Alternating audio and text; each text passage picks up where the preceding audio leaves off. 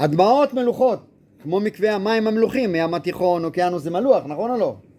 לעומת זאת הרוק הוא מתוק, כמו מקווה המים המתוקים, והוא משווה, לוקח איבר של הגוף ומשווה אותו לכוחות העולם.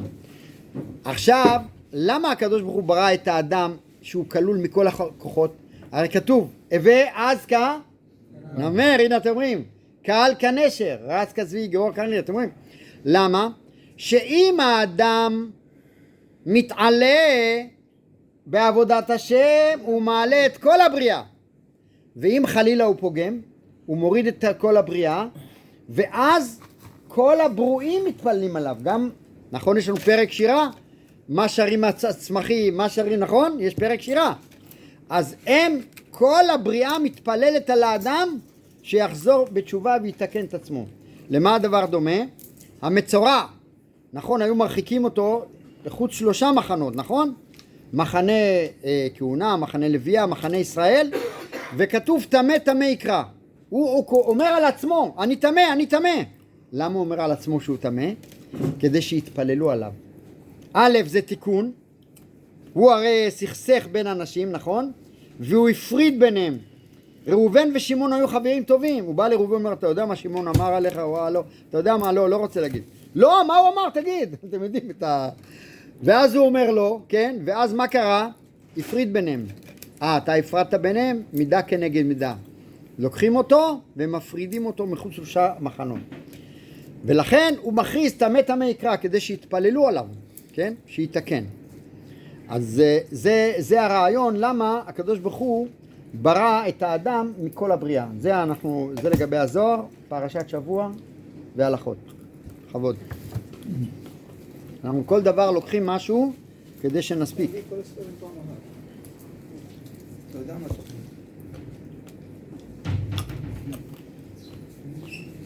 כמו שהתלמוד בבלי הוא בלול מהכל, נכון? הוא בלול מהאגדתא וההלכות והכל. אז ככה אנחנו משתדלים, גם הלכות, גם זוהר, גם גמרא. השם יברך אותך וישמור אותך. הרי הגמרא בקידושין דף למד אומרת לעולם יחלק אדם שנותיו שליש מקרא, שליש משנה, שליש תלמוד. שואלת מיד הגמרא, וכי האדם יודע כמה החיים שלו? איך אדם יכול להגיד, רגע, השליש הראשון הזה, איך הוא יודע כמה הוא יחיה? מה עונה הגמרא? ליומה. כל יום ויום תחלק את הזמן שלך. עכשיו, זה דוגמה, זה לא רק זה שתלמד רק מקרא, רק משנה ורק תלמוד. מה עם הסוד? לכן רבי יצחק אייזיק מקומרנה, שהיה מקובל גדול מאוד, כן? הגאון מווילנה ועוד, אמרו שאחרי שאתה מחלק את היום למקרא, משנה ותלמוד, תקדיש זמן ראוי לחלק הסוד. כי כבר אמרנו במבוא, אתם זוכרים לסוד, שאם אדם אחרי 120 שנה יגיע למד פשט, רמז, דרש, ראש ישיבה, ראש כולל, רק מה, הוא לא למד סוד, זורקים אותו מכל השערים. זה מה שאומרים בפרק א' בשיר השירים. אומר, אם לא תדעי לך היפה בנשים, באה הנשמה היפה בנשים, נשמה של יהודי. עכשיו היא לא למדה סוד, אז אין לה ווייז, היא לא יודעת, היא הולכת לאיבוד בעולם האמת. אז היא אומרת, תראו לי את הדרך. אומרים לה, גברת, אם לא תדעי לך היפה בנשים, צאי לך, תצאי. זורקים אותה מכל השערים, אומר הארי הקדוש בפתיחה לעץ חיים, כן? צאי לך, וראי את גדיותייך על משכנות הרועים. צאי בעקבי הצאן. מי זה עקבי הצאן? אלה שרומסים אותם, אלה שמלמדים סוד, אז צוחקים עליהם, אתם קבלה, אנשים משתגעים מזה. לכי תלמדי אצלהם סוד, כן?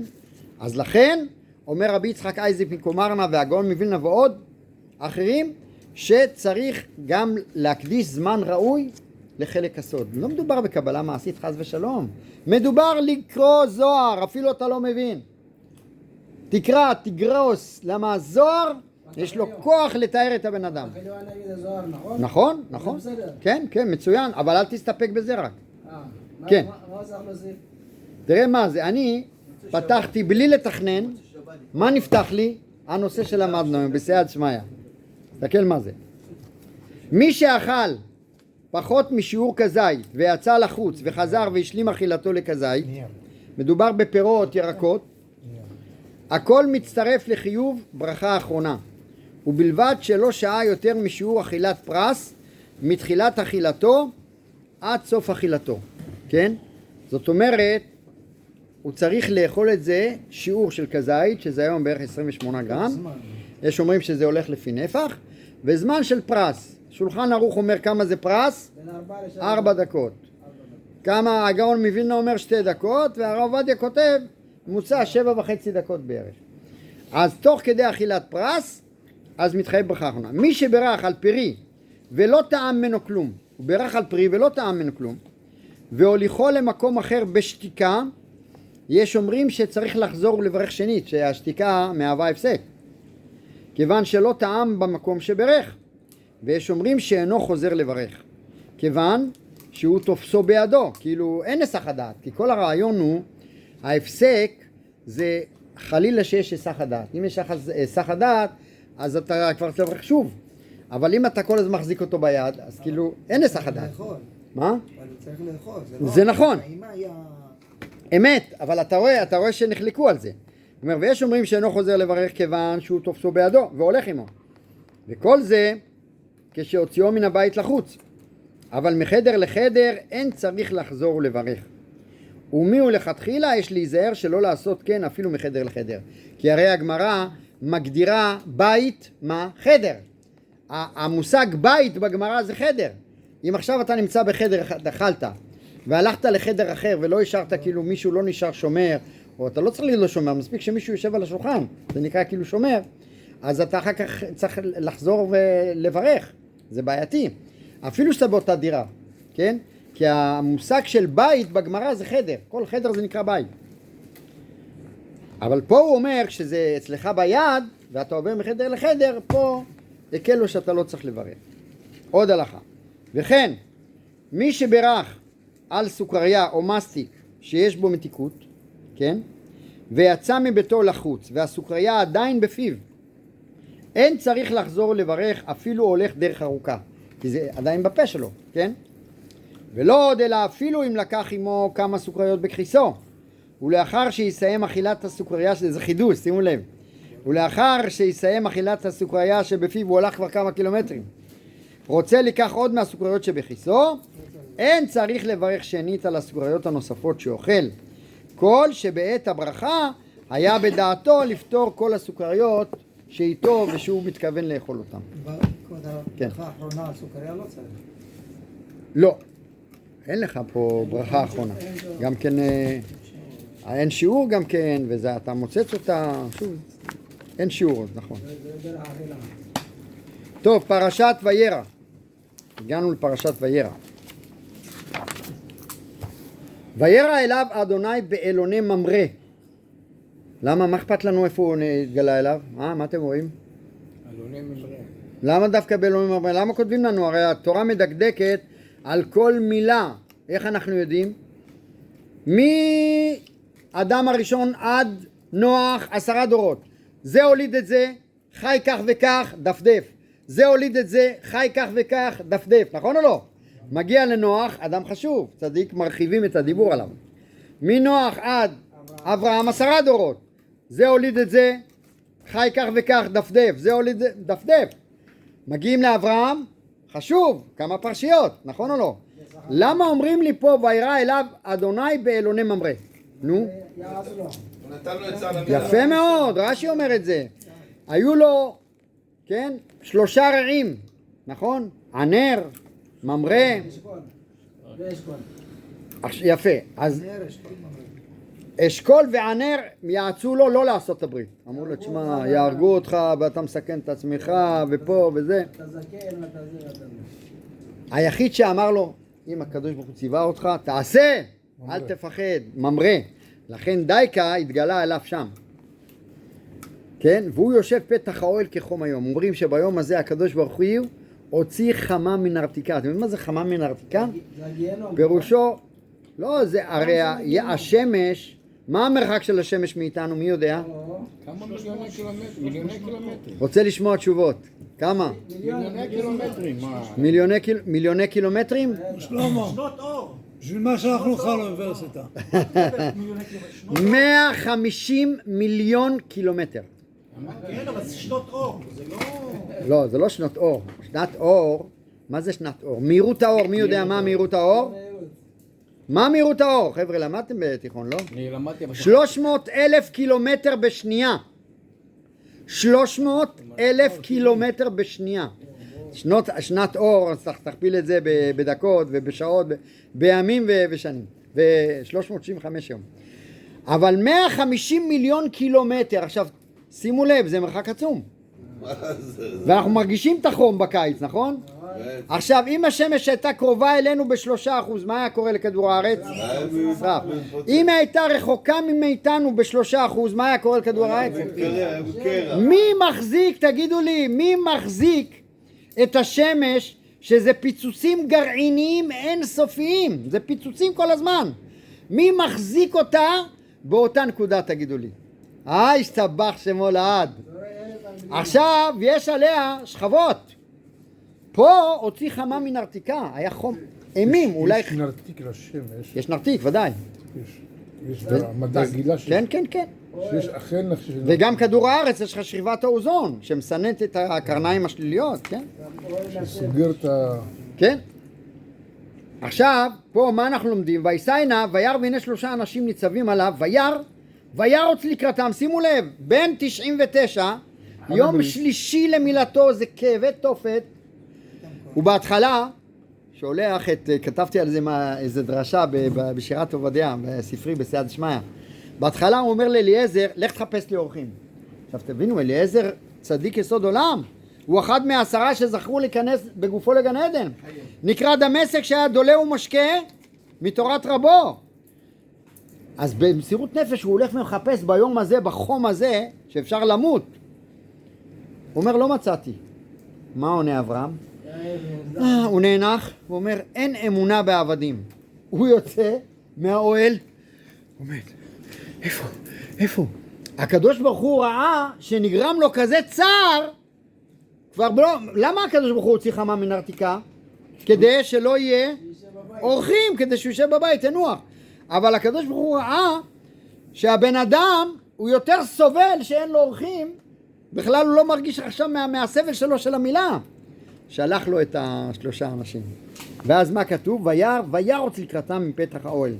וישתחו ארצה. שימו לב, מה היה כתוב בפרשה שלנו? קשרים את זה ללך לך. ואברהם כבד בצאן, במקנה, בכסף ובזהב. מה הכוונה כבד, חבר'ה? עשיר מאוד. עשיר מאוד, זה בפשט. אבל בדרש אומרים שבענייני גשמיות, כסף, צאן, בקר, הוא היה כבד, היה מתהלך בכבדות, זה לא עניין אותו. אבל כשיש מצווה, הכנסת אורחים, וירוץ, ואל הבקר רץ אברהם, מהרי לושי, הכל מהר. למה זריזין? מקדימים למצוות. אבל כשמדובר בכסף, גשמיות, עולם הזה כבד בכבדות, עזוב אותי, כן? צריכים ללמוד, כל התורה זה בראשית, כן? יש ספר שנקרא אור אלחנן, של רבי אלחנן וסרמן, תלמידו המובהק של החפץ חיים, השם יקום דמו, שחזר מרצונו ללונדון, בשעה כדי למות עם התלמידים שלו. הוא היה בכלל בלונדון, הוא יכל להינצל. הוא חזר אליהם, למות איתם, והכין אותם, שלא תארו על השם יתברך, כי הרי הרהור פוסל בקורבן, נכון? אם עכשיו יש לבן אדם שמביא קורבן, הרהור זר, פוסל בקורבן. אז הוא אמר להם, אתם, ועל עצמו אמר, שהם עומדים להיות קורבן לשם, שלא תאררו על השם יתברך. עצור תמים פעלו, כי כל דרכיו משפט. אל אמונה ואין עוול, צדיק וישר הוא על המילימטר, תראו מה זה.